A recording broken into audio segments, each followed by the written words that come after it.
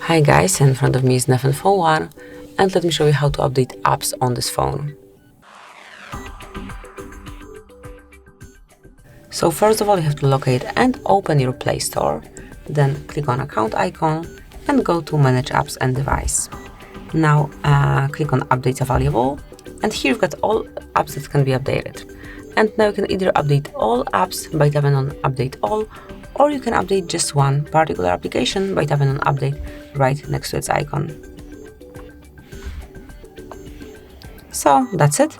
Meanwhile, you can use your device in a normal way, and if you wish to detect the progress, just open Google Store.